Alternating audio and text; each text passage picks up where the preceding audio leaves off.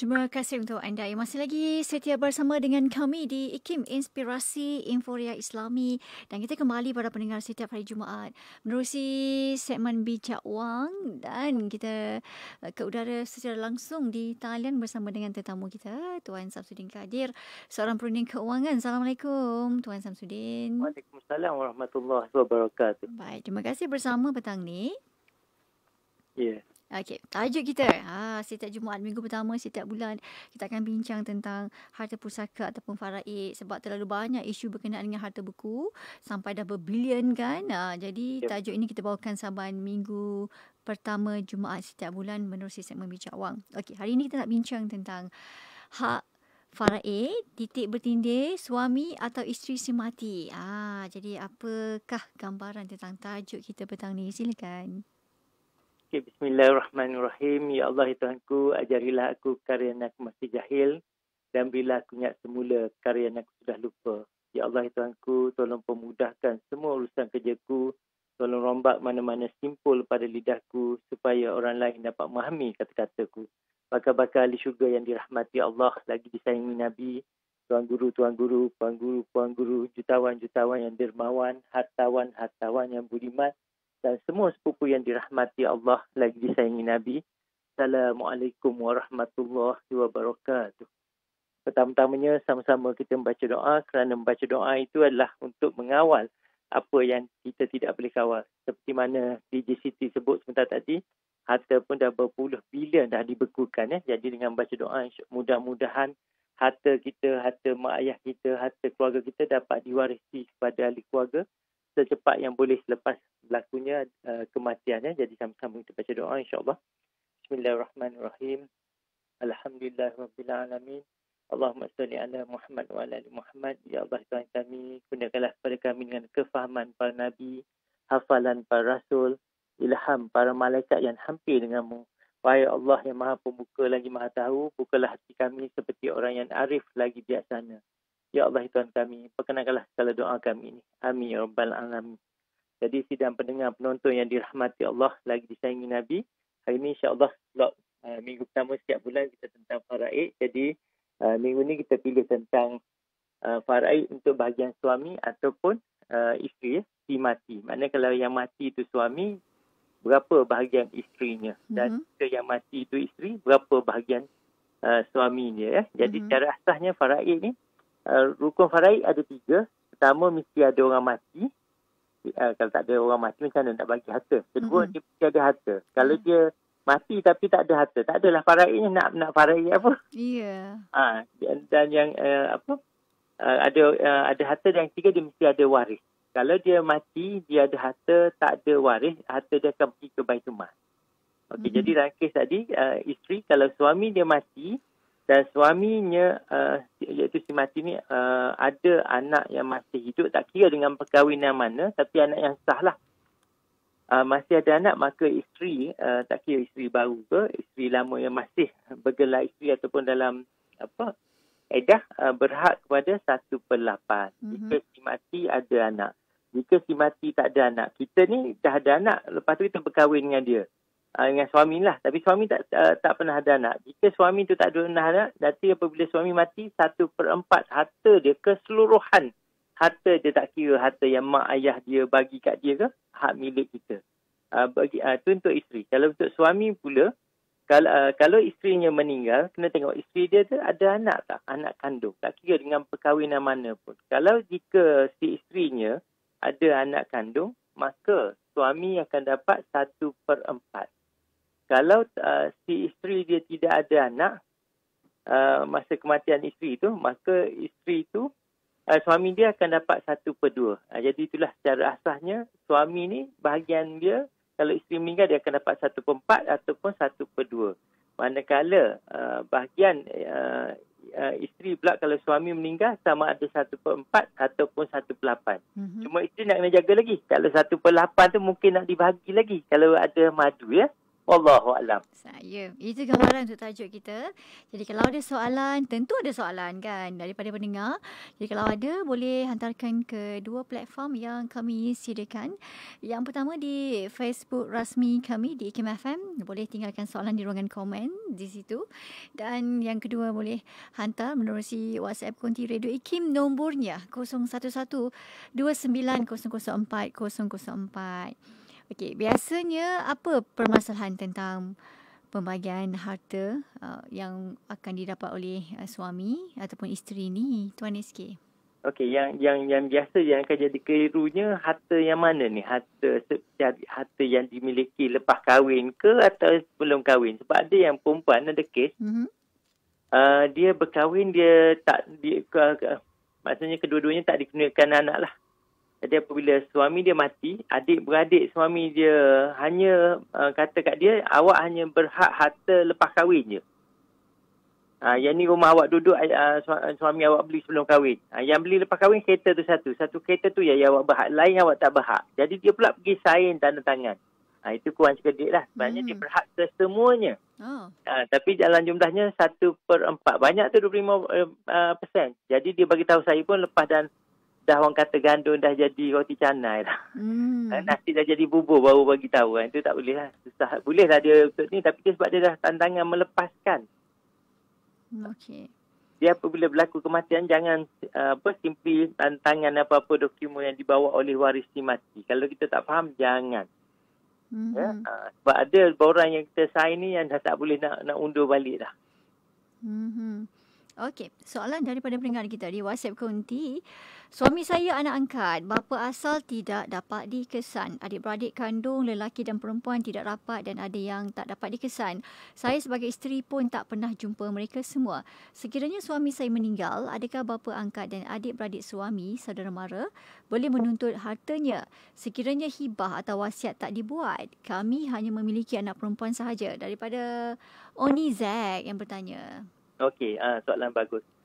Kalau ada anak perempuan saja, maka yang berhaknya adalah ayah kandung ni pun berhak. Maknanya anak kita tu kalau lebih daripada 2 orang dan lebih, anak kita akan berhak 2/3. Kita pula sebagai isteri, sebab si mati ataupun bakal suami kita, bakal suami pula, kalau mana suami kita meninggal nanti, kita sebagai isteri dapat 1/8. Anak dapat 2/3. Baki lagi tu akan dapat kepada ayah si mati.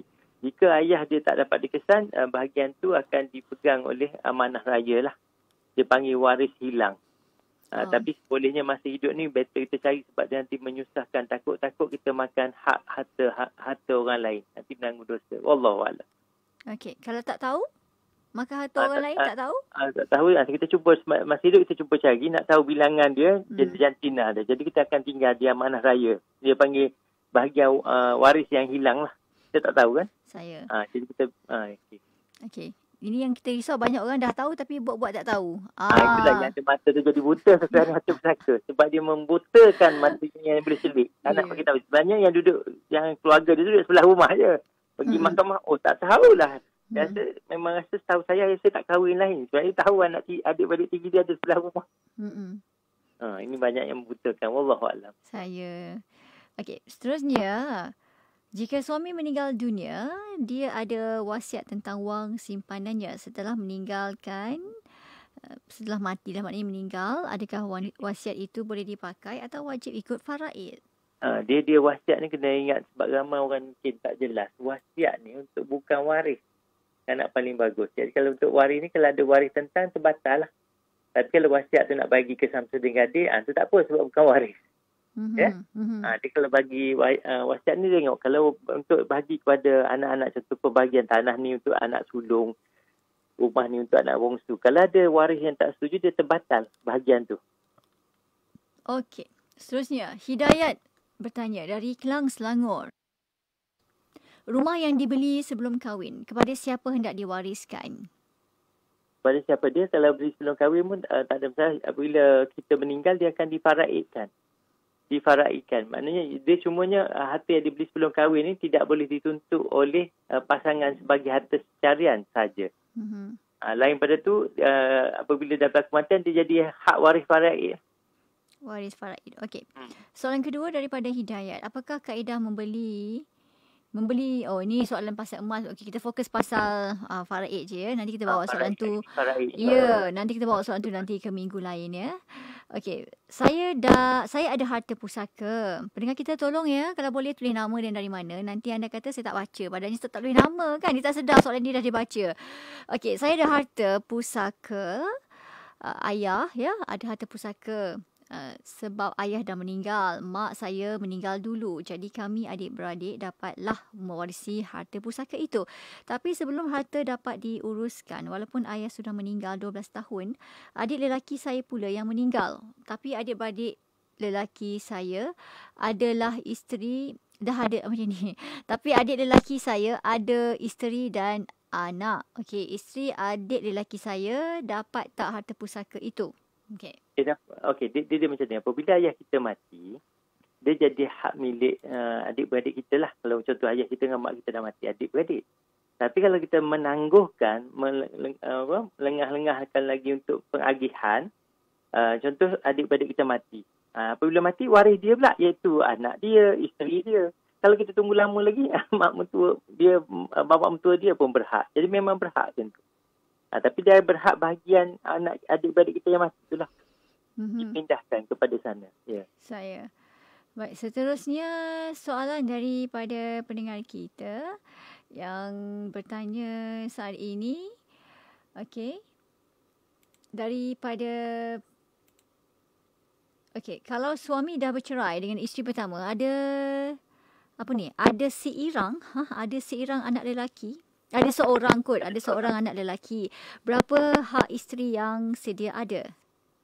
Tak, dia hak sedia ada gini. Kalau isteri sah si mati ni, kalau ada seorang 1/8 dia dapat. Kalau dia ada 2 orang yang masih sah, kalau dah bercerai, tengok dalam iddah ke tak. Kalau dah habis dah iddah apa semua, masa meninggal tak ada seorang je, seorang tu yang berat. Tapi anak si mati ni, daripada berapa puluh ribu orang isteri pun, kalau esok contoh ada, tapi bercerai, semua tu berhak. Dan dia anak yang sah taraf.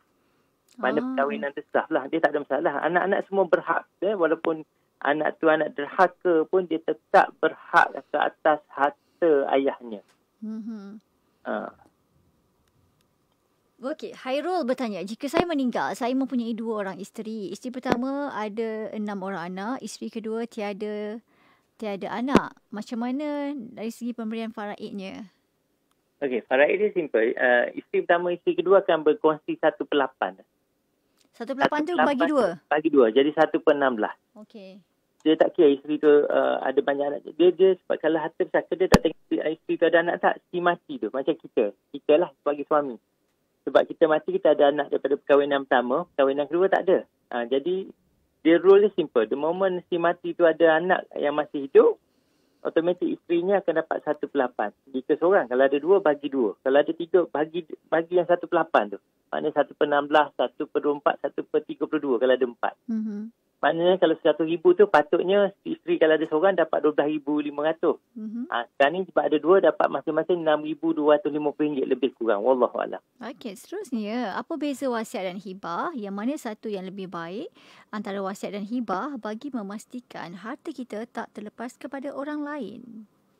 Soalan tu bagus ni. Tak lepas pada orang lain ni, orang mana tu? Tak lepas ke Samsudin Kadin. Dia nak pegang betul ni harta ni. Okey. Ya Allah, ni harta dia akan ditinggalkan ni. Okay. Dia gini, kalau tanya saya lebih suka wasiat satu benda. Sebab wasiat ni dia ada pencing itu untuk dalam kubur. Okey. Untuk kita nak bawa harta tu, bawa turun ke dalam kubur. Tapi kalau kita nak bawa harta tu pergi duduk main atas dunia, kita buat hibah. Supaya harta tu pergi kepada anak kita ke yang kita nak. Okay. Jadi bagi saya, kalau tanya sebenarnya dua-dua penting. Tapi tengok situasi. Ada orang saya rasa patut buat wasiat saja. Ada orang patut buat wasiat dengan hibah. Kalau contoh dia ada anak perempuan saja. Dia ada anak perempuan saja dan dia pun jadi dia boleh hibah lah rumah utama tu untuk dihibahkan. Yang lain dia tinggal untuk difaraidkan. Wallahualam. Okey. Kalau Tuan SK memilih, dia tengok situasi orang sebenarnya kan. Okey. Okey, kalau kata ada yang memilih konsep wasiat tu. Tapi wasiat tu kalau salah seorang anak kita, katalah 5 orang, kita bagi wasiat kepada 5 orang anak, salah seorang tak setuju, batal wasiat tu kan. Jadi kena bagi ikut faraid kan. Betul, dia akan batal untuk bahagian dia, betul. Jadi macam sia lah pula. Kalau dah seorang tak setuju, dah habis. So macam mana tu? Tuan SK suka Jadi wasiat ni? Dia sebenarnya wasiat ni untuk kita nak tulis, untuk kita nak sedekah lah, infak lah, untuk contoh nak bagi ke rumah anak yatim, nak beli tanah untuk dibagi ke majlis agama Islam kan, sebagai tanah kubur tu untuk wakaf. Tu senang. Itu wasiat. Tu Lepas tu wasiat juga untuk pesanan terakhir kat anak kita, jangan tinggal solat, jangan pijak selipar orang, pergi masjid, balik masjid contohnya. Hibah pula ni kita dah memang bagi ke orang tu. Nak bagi kat orang tu. Cumanya kita buat dokumen tu sebab apa? Takut dia mati dulu sebelum kita. Kalau dia mati dulu, dapat kita balik kalau kita buat dokumen. Katalah kita bagi ke anak kita, tiba-tiba anak kita mati dulu, dapat kita balik. Kita balik. Kalau kita tukar terus nama dia, kalau dia mati, dapat ke bini anak dia. Kita dapatkan, tapi bahagian kita sikit lah, 1/6 je sebagai ayah. Tengok situasi. Wallahualam. Itu kalau dapat anak baik ya. Kalau dapat anak yang anak Kusazali kan. Kan dapat hibah, ayah keluar ya. Rumah ni rumah saya. Nak kata apa? Kan. Okey, seterusnya soalan daripada pendengar kita yang bertanya saat ini. Kita beralih ke FB Live Ikim.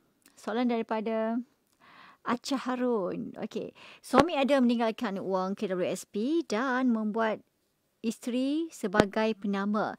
Sebelum meninggal, suami telah meletakkan peratusan, 60% isteri, 40% untuk 4 orang anak, 10% setiap seorang anak dapat. Tetapi sekarang ibu mertua telah menuntut hak wang KWSP. Adakah ibu mertua itu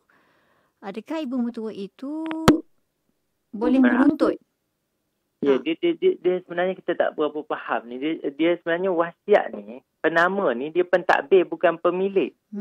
Macam wang di KSP tu, kalau tak ada mak mentua kita, tak adalah suami kita tu. Jadi yang kalau tak betul tak, kalau tak ada mak mentua, tak adalah suami tu. Betul. Ini banyak kes orang tak nak bagi. Dia sebenarnya ni, mak kandung si mati berhak 1/6 secara asal lah. Dia ada banyak situasi berhak dengan jumlah. Dia bukan 1/6, dia ada portion 1/3 daripada baki. Tapi dalam kes ni, contoh kita dah kahwin, ada anak mana 1/6. Ini bahaya kat mak-mak ni. Suami-suami di luar sana ya, kalau nak letak nama isteri sebagai penama, pesan juga dalam, saya baru tadi pagi bagi tahu kat anak dengan isteri saya. Ni baju saya ni, ingat ni 1/6 ada bahagian mak saya. Jangan sentuh lagi, tak minta izin dengan mak saya. Saya sebut kat anak dengan isteri saya. Sama juga kalau isteri saya meninggal pun sama. Mak dia masih ada kan. Jadi dalam kes tadi memang hak dia tu 1/6. Yang walaupun bahagian isteri tadi suami letak 60. Bahagian dia 12,000. Kalau 100,000 bukan 60,000 hak dia. Hak dia 12,500 saja. Bahagian mak mentua tu lagi banyak pada bahagian isteri. Dia bahagian pentadbir. Kena ambil bahagian tu balik, bagi ikut faraid balik. Memang mak mentua tu wajib diberi hak dia. So isteri jangan tamak ya. Ya, suami pun jangan tamak juga. Kadang-kadang isteri tu baik, tapi dia ingat dah hak dia, right? Sebab dia tak tahu ilmu ni. Dia tak tahu sangat ilmu ni. Betul. Jadi dia ikutlah. Suami kata 60% dia ambil kan. 60% betul. Suami pun tak tahu sangat. Isteri yang tahan kat suami. Apa dia? Ikut je. Betul-betul. Dia tahan kepada suami. Suami cakap bahagian kau 60, ambil 60. Dia tak bagilah. Cuma tahan kepada suami ni, dia bersyarat. Dia kata ada bertempat juga. Betul. Okey, seterusnya soalan daripada pendengar kita. Hibah tu faraid ke Tuan SK? Bukan. Apa beza hibah dan faraid? Sohani Jalani tanya. Okey, faraid ni adalah undang-undang yang ditetapkan oleh Allah SWT dalam Al-Quran surah An-Nisa ayat 11, ayat 12 dengan 176. Bahagian lelaki, bahagian perempuan tu Allah sudah tetapkan. Hibah ni pemberian kasih sayang. Ya? Faraid berlaku kena ikut syarat. Ada orang mati, ada harta, ada waris. Hibah tak ada. Hibah ni janji ada harta. Nak bagi kat siapa, bagilah. Satu dunia kita boleh bagi. Cuma yang tak boleh bagi, rumah ibadat lah. Ibadat selain pada agama Islam tak boleh. Rumah anak yatim orang Kristian boleh. Rumah orang yatim boleh. Tak. Rumah ibadat je tak boleh. Itu, tapi faraid ni yang dapat waris saja. Waris tu ikut yang Tuhan dah tetapkan. Level pertama anak. Kalau anak semua tak ada, baru cucu. Dia adalah syarat-syarat tu. Atuk kita pun boleh dapat jika ayah kita dah tak ada. Ayah tak ada lah, tapi atuk masih ada. Dia ada halangan akan terlindung. Hibah ni pemberian kasih sayang. Tak mati lagi boleh bagi. Faraid tak boleh. Saya dengan ini memfaraidkan harta-harta saya masih hidup. Tak boleh. Faraid tu the word berlaku apabila mati. Okey, seterusnya soalan daripada pendengar kita. Kita patah balik ke WhatsApp Konti. Soalan, Daripada Syafiq dari Banting. Okey, tanah ibu untuk beri kepada 5 beradik tetapi ukuran tanah tidak cukup untuk letak 5 nama. Ada cara lain tak? Cara lain sebenarnya jual lah. Tanya adik-beradik mana nak beli, jual kepada seorang. Sebab dah tak cukup, nanti lepas ni dia tambah nama tu. Lepas kita mati, anak kita, bini kita pula nak masuk. Lepas tu mak mentua kita pula nak masuk. Jadi sebaiknya jual kepada adik-beradik nak. Kalau tidak, kita jual tanah tu macam beli tanah lok kat mana-mana. Tak apa. Itu lebih baik. Jual kepada salah seorang yang nak tanah tu tak apa. Kalau let's say kita nak pastikan harta tu masih dalam keluarga kita, kita jual harga kasih sayang. Okey. Tak payah letak 5 nama. Okay, seterusnya Fazil dari Putrajaya. Anak kecil saya baru meninggal. Bagaimana nak uruskan harta peninggalannya seperti duit dan pakaiannya? Anak kecil meninggal. Jadi kalau anak kecil ni, kalau mak ayah ada, hak miliknya adalah hak dengan ayah dengan mak. Itu je, dia tak ada waris lain dah. Kalau ayah dengan mak masih hidup, dua-dua tu yang berhak. So ikut ke mana keputusannya, dua-dua orang itulah yang buat keputusan. Kerana ikut faraid boleh rujuk dia punya portion-portion lah. Suami berapa, ayah berapa, mak berapa. Okey. Seterusnya, saya ada rumah yang dibeli sebelum berkahwin tahun 2000. Kahwin tahun 2005. Soalannya, bayaran pinjaman bank dibayar secara bulanan sehingga habis pinjaman pada 2020. Apabila saya meninggal dunia, rumah itu adalah harta sepencarian ataupun tidak?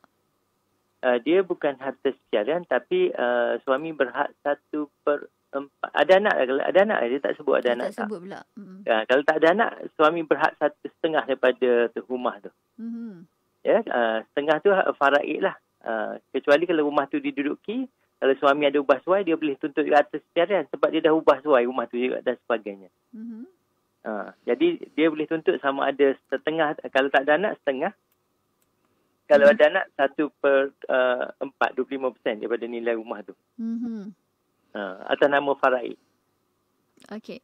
Seterusnya soalan daripada pendengar kita. Lia Ana, si mati sebelum meninggal dah hibahkan harta kepada isteri dan anaknya. Kalau isteri si mati meninggal, adakah harta isteri si mati wajib difaraidkan? Adik dia gini, lepas dah dia hibah ni ke siapa the moment mati, cukup 3 syarat tadi, maknanya si mati kan ada harta, right? Dan dia pun dah mati. Lepas tu dia ada waris tak? Ada, kena faraid. Dia cukup syarat 3 memang difaraidkan. Sebab kita dah hibah kepada isteri, kita dah tukar. Dia mati, dah adalah bagian mak. Kalau mak mentua ada lagi, dapatlah ke mak mentua dengan bapak mentua tu 1/3. Combine 2 orang tu. Okey, seterusnya soalan daripada pendengar kita yang seterusnya Rosalina Ismail. Okey, suami saya meninggal. Gaji suami dah difaraid. Okey. Dah difaraid. Barang-barang rumah pun mak mentua. Ni eja tak pernah jelas ni. Okey, katanya gini. Okey, saya cuba baca ya. Suami saya meninggal. Gaji suami dah difaraid. Mananya ke ataupun namanya ni. Okey, barang-barang rumah pun mak mentua. Okey, diorang nak dituntut. Tapi untuk pengetahuan, barang-barang rumah masa beli tu adalah duit khairat kematian anak saya dan khairat kematian ibu saya. Sebab saya tak nak beli berhutang. Okey, adakah saya kena faraidkan juga? Keluarga mentua saya tak beri nafkah untuk anak-anak saya. Adakah saya kena bagi barang sedangkan diorang tak membantu pun dalam memberikan nafkah pada anak-anak saya? Okey, yang nafkah ni satu benda yang lain. Faraid pun satu benda yang lain. Ya, 2 benda yang lain. Jadi sekarang ni yang harta tu, kalau harta kita beli, kita yang beli, bukan duit suami, dia tu mak mentua tak dapat. Mak mentua ni bahagian suami, hak suami. Kalau suami ada beli satu kuali, dia tak sebut dia hadiahkan kat kita. Yang tu kena faraid. Maknanya mak mentua tu berhak juga bahagian dia. Tapi kalau dia kata, ni kuali ni abang hadiah kat yang. Jadi apabila dia mati, walaupun suami tu yang beli dulu, tapi dia dah hadiah ke isteri dia. Jadi mak dia tak berhak. Maknya hanya berhak koleksi peribadi dia, contoh jam dia, tapi bukan mak dia seorang berhak, kita pun berhak. Kena discuss lah dengan mak mentua tu, dia nak yang mana. Ataupun kalau jam tu nak jual dulu ke, ikut nilai ke, baru dibagi faraid. Kalau baju tu, yang penting. Islam ni dia bukan isu wasiat hibah ni, dia penting satu silaturahim tu, hubungan yang mentua. Yang nafkah pula yang nak tanggung ayah kalau ayah suami kita mati, yang kena tanggung bapa mertua kita. Kalau bapa mertua kita tak ada, adik-beradik tu, ipar kita yang lelaki tu. Tapi dia kategori lain lah, yang faraid dia tetap berhak.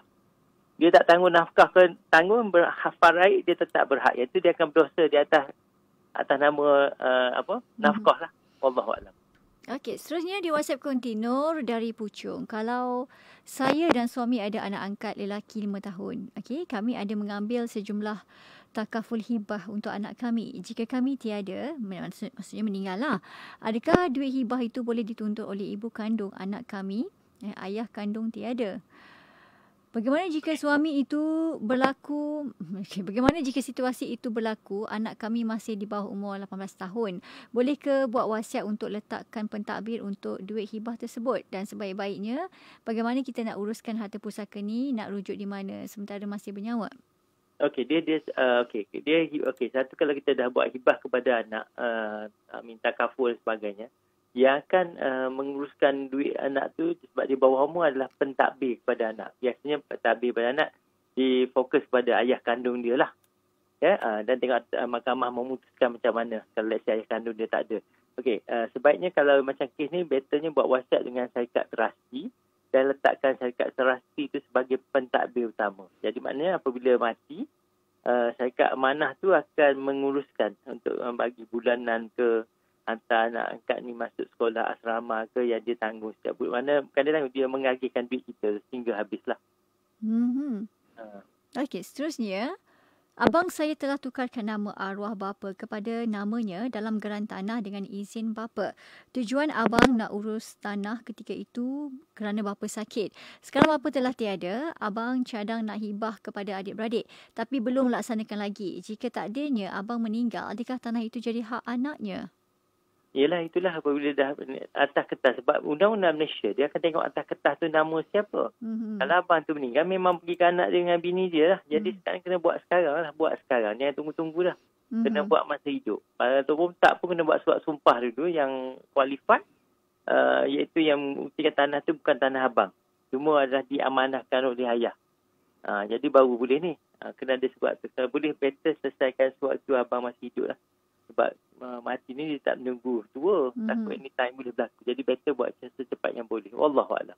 Okey, soalan daripada Izam. Ayah saya ada rumah pusaka. Kami 5 orang adik-beradik, semua perempuan.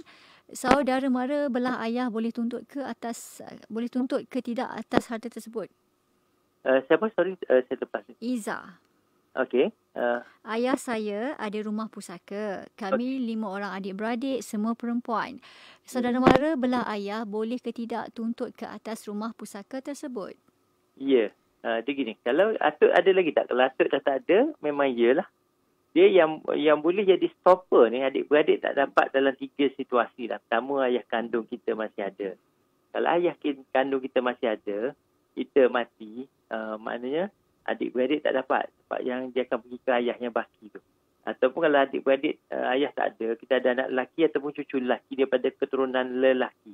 Dalam kes ni sebab anak dia perempuan saja, saya buat andaian atuk tu dah tak ada, maka adik-beradik si ayah ni berhak kepada baki tu. Kalau anak perempuan 4 orang ke 2 orang ke atas, 2/3. 1/3 lagi akan pergi kepada adik-beradik ayah tu. Baik lelaki dan baik perempuan. Si ibu sebapa berhak. Okey. Seterusnya, Puan Siti dari PJ. Sekiranya, sebuah syarikat non-Muslim mengambil insurans konvensional sebagai manfaat untuk pekerja. Dan premium bulanan dibayar oleh pihak syarikat dan bukan dari gaji pekerja. Selepas kematian pekerja, syarikat insurans membuat bayaran kepada Balu sebagai penama. Bolehkah Balu yang tidak bekerja menggunakan wang tersebut untuk menyara kehidupannya bersama anaknya? Perlukah wang tersebut dibahagikan kepada ibu bapa si mati? Oh, pening ni. Tuan Rizky mungkin boleh. Kalau saya pening lah ni. Dia fatwa kebangsaan insurans haram. Kalau masuk mahkamah syariah pun dia tak boleh difaraidkan. Sebab kecuali daripada duit. Kecuali kalau let's say kita ambil insurans sendiri, dan masa ayah kita, suami kita mati, kan bulan-bulan dia mencarun RM200. Nilai RM200 kali berapa lama yang tu boleh difaraidkan. Nilai modal kita. Tapi yang ni masalahnya company yang mencarung. Tak boleh lah. Kalau kira sebenarnya duit insurans tu boleh guna untuk buat jalan raya. Macam tu je. Dia tak boleh, sebab tu duit haram tak boleh digunakan kalau kira insurans. Sebab Fatwa Kuasa mengatakan haram. Kalau zaman sekarang lah, zaman dulu lain. Zaman dulu tak ada takaful. Sebelum zaman takaful tu dia jadi harus tak siap saya. Tapi sekarang tak boleh. Mana haram lah. Bukannya isu boleh difaraid. Dia harta yang boleh difaraid mesti harta halal. Harta rasuah. Rasuah kita bagi duit kat sana dapat projek. Lepas tu kita buat rumah. Rumah tu nak bagi harta pesaka. Tak boleh haram. Sebab dia ada harta haram iaitu rasuah. Tak boleh. Duit yang terima rasuah tak boleh. Duit yang insurans pun tak boleh. Duit curi pun tak boleh.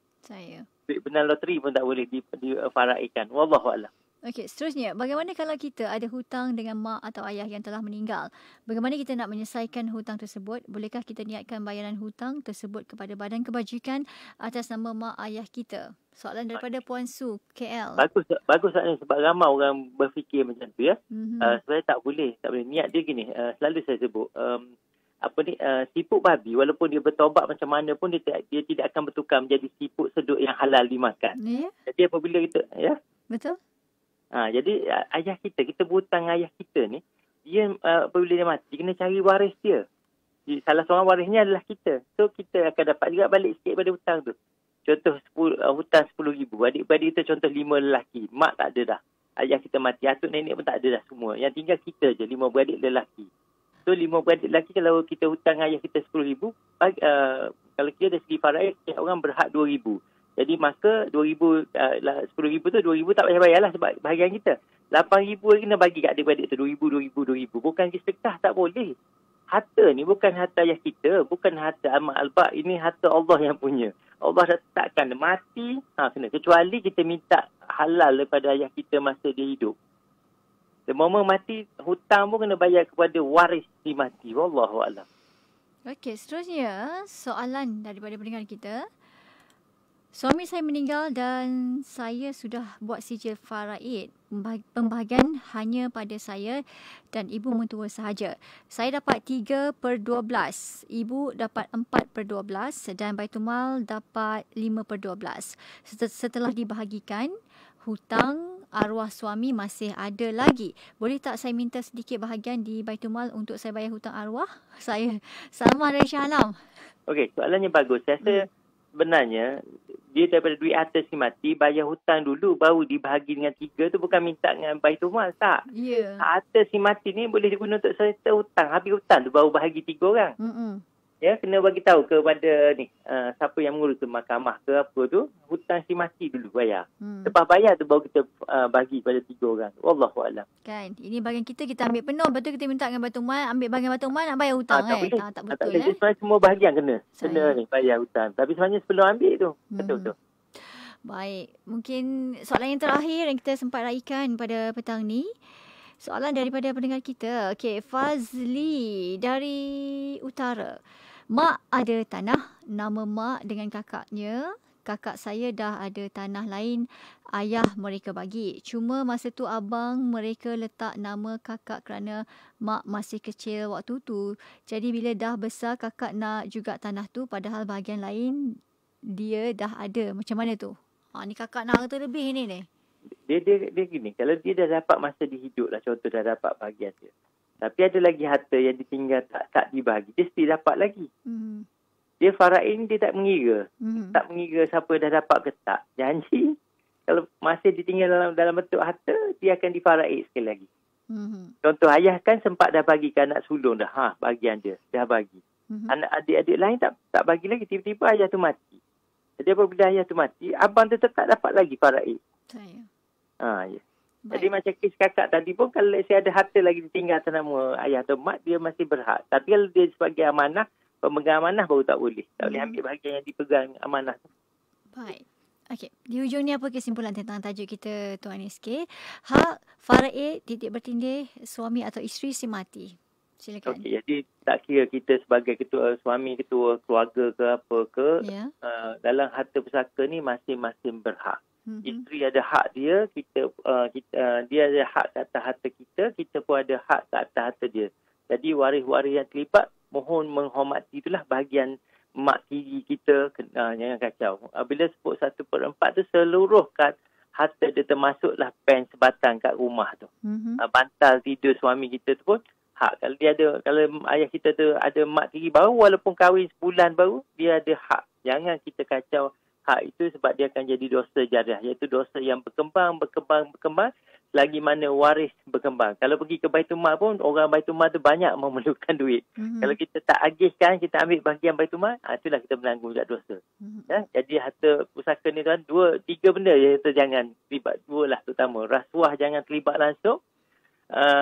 Ambil atau bagi dengan yang harta pusaka, sebab dia akan berkembang dosa dia sampai ke kiamat. Kita mati dan kubur pun selagi mana waris kita tak kembalikan, selagi tu berkembang aniayaan yang kita telah lakukan. Wallahu a'lam. Betul. Terima kasih Tuan Samsudin Kadir, Perunding Kewangan, untuk tajuk kita pada petang ni. Hak faraid titik bertindih suami atau isteri si mati, dan moga banyak manfaat. Terima kasih pendengar yang bersama dengan kita, yang dengar, yang tanya soalan. Moga banyak memberi faedah buat anda. Terima kasih Tuan SK. Assalamualaikum. Saya suka. Waalaikumsalam warahmatullahi wabarakatuh. Hanya Allah yang tahu segala-galanya, sebenar-benarnya dan yang betul-betulnya tentang topik yang kita bicarakan sebentar tadi. Oleh itu maafkan saya. Wallahu a'lam. Dan sekian daripada saya, Siti Rani Surani. Sehingga itu, Assalamualaikum warahmatullahi wabarakatuh.